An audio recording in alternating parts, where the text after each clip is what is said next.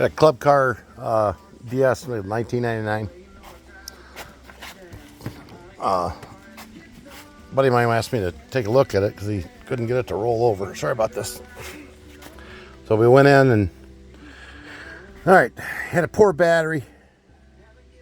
We looked at the solenoid, made sure that we had 12 volts going across when the pedal was depressed. We're in good shape. Starter gen, right? Rolling over really super slow. Just not doing good. So he made the decision that he wanted to get a new one. It's because he had bought a cheap knockoff Japanese one.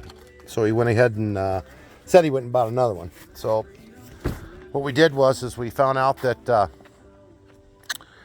he ended up buying one he thought was great, you know.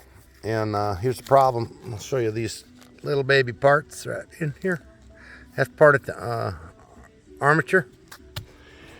And it had caught fire in there on both sides, okay? So, you know, knowing that we had power going to it, you know, and here's your white wire, okay? That's your charging field here. And this is the actual wire that energizes, okay? So down on the south side of it here, you've got your field wires that are here and here, but this is what they call your ground, your black coming up to your, wherever you ground, all right? And I'm gonna tell you guys something, this is gonna help, all right? Focus. This bolt, right there. So now we're down here. Get down into the unit. And I was gonna show you something. You get it to focus. All right. Do a little zoom. See the black wire right there? Just below the green. That was grounded directly above it up in here on this cross piece. No. I know people are going to tell me that that's just not right, but I'm telling you it is right not to ground it there. You must ground it to the motor here. Okay? And I'll tell you the big difference. All right? The battery itself does not have power going somewhere. That's one thing. No problem. But let me tell you something. That thing makes a click and you got a bad ground going to your starter generator. It heats up. Now, and that being the case,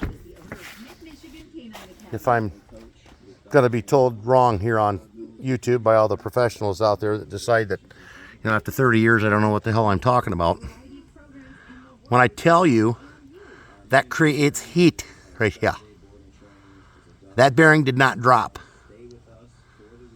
All right, that smoked that whole setup right there because this specific ground, right, was not grounded to its frame system for that. And I'll tell you why. Take a good look. Here's the big deal. You'll understand it. Guess who had a lift kit put on?